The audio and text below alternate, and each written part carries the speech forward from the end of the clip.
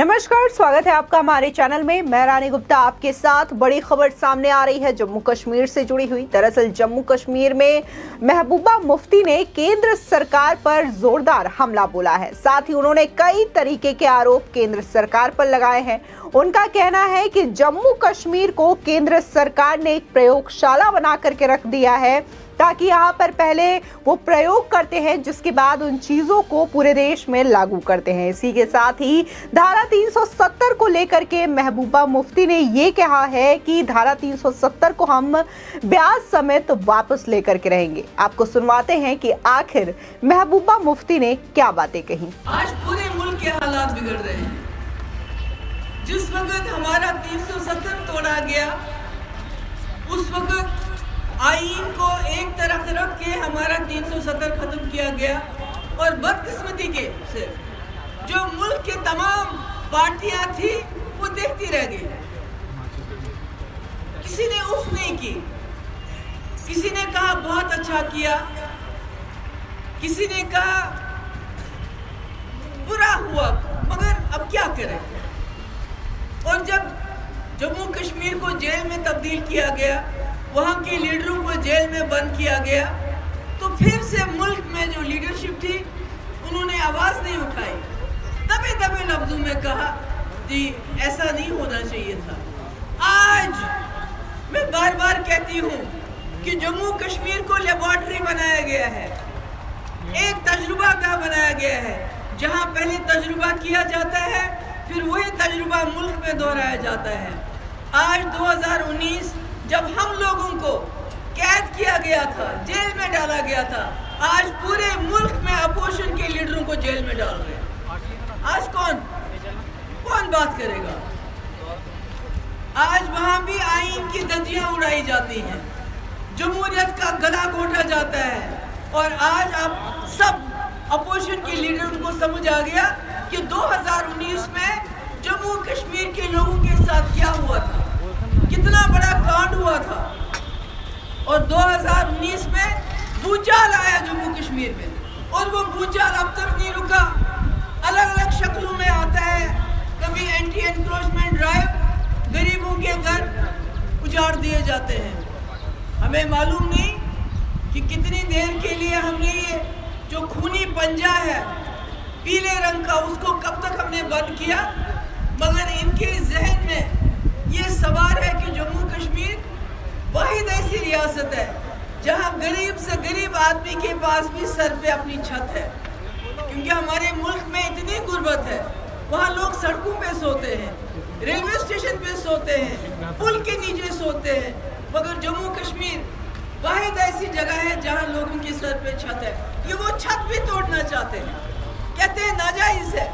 एक तरफ से हमारे ट्राइबल्स को कहते हैं आपको जंगल में हुकूक देंगे, जंगलात के हुकूक देंगे। दूसरी तरफ से कहते हैं नहीं, आपने जंगल पे कब्जा किया है, इसको उड़ा दो।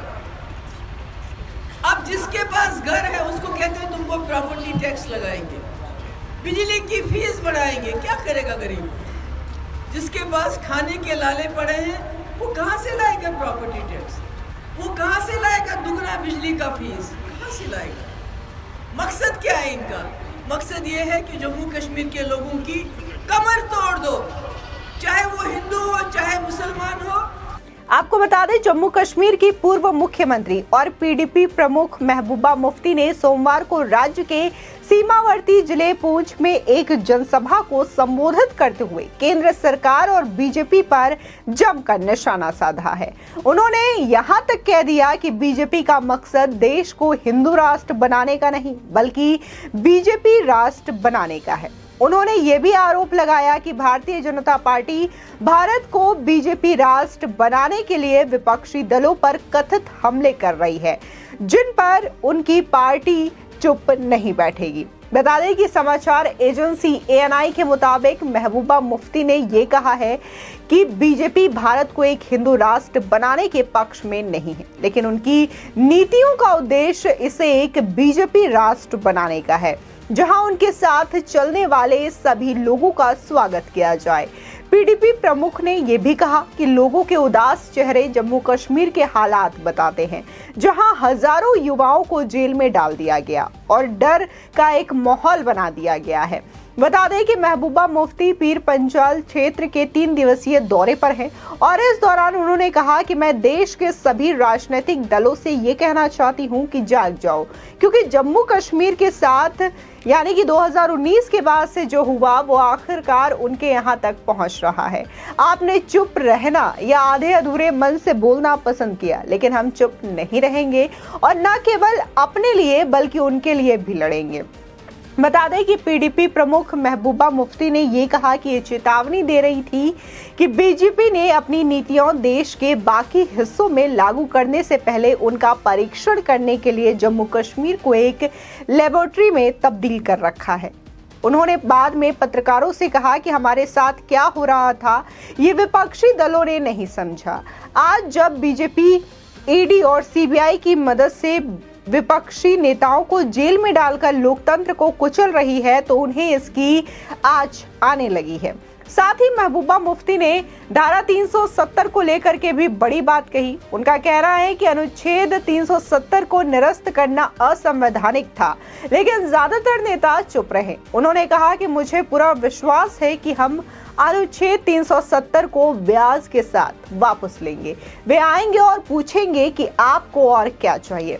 बता दें ये कहीं ना कहीं जम्मू कश्मीर के उन हजारों युवाओं को भड़काने की एक कोशिश लगातार महबूबा मुफ्ती के द्वारा देखी जा रही है, जो कि 2019 में धारा 370 हटने के बाद कहीं ना कहीं खुशहाल दिखाई दे रहे हैं। और अगर जम्मू कश्मीर की बात करें तो वहां पर अमन शांति ये चीजें देखी जा सकती है। इसी के साथ ही आए दिन जो पत्थरबाजी की घटनाएं देखी जाती थी, जो कि खुद जम्मू कश्मीर के बच्चों को इस तरीके से बरगलाया जाता था कि वो हाथों में पत्थर लिए हुए नजर आते थे और कहीं ना कहीं अपने ही देश की सीमा पर वो पत्थर फेंकते हुए नजर आते थे। लेकिन महबूबा मुफ्ती इन चीजों को लेकर के बोलती हुई नजर नहीं आ रही हैं, लेकिन हमेशा वो धारा 370 को लेकर के बात करती हुई नजर आती है। और उनका कहना है कि जिस तरीके से जम्मू कश्मीर से धारा 370 हटाया गया है ये पूरी तरीके से असंवैधानिक है।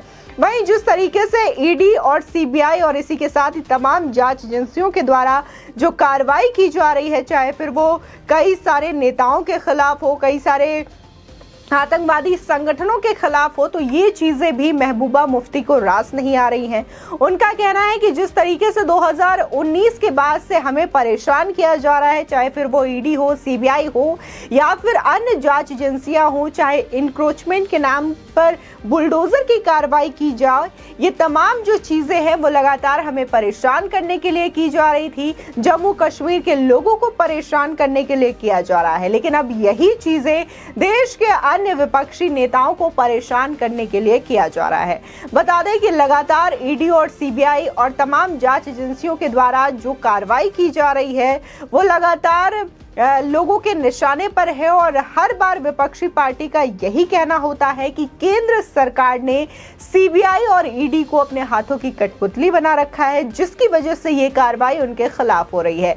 लेकिन ईडी और सीबीआई या फिर इनकम टैक्स डिपार्टमेंट जो कार्रवाई कर रही है, अगर उनको देखें तो तमाम सबूत भी ऐसे सामने आते हैं, चाहे फिर वो एसएससी स्कैम को लेकर के हो, कोल स्कैम को लेकर के हो, तमाम सबूत भी जनता के सामने होते हैं कि कैसे इनके घरों पर जब रेड की जाती है तो करोड़ों में और इस तरीके से नोटों के पहाड़ बरामद होते हैं कि जब एक साथ लोग देखते हैं तो उनकी आंखें फटी की फटी रह जाती है। इसके बावजूद विपक्षी नेताओं के द्वारा ये कहा जाता है कि मोदी सरकार के द्वारा ईडी और सीबीआई का दुरुपयोग किया जा रहा है। फिलहाल इस खबर को लेकर के आपकी क्या राय है, हमारे कमेंट सेक्शन में जरूर बताएं। आगे की और भी अपडेट के लिए चैनल को सब्सक्राइब करना ना भूलें।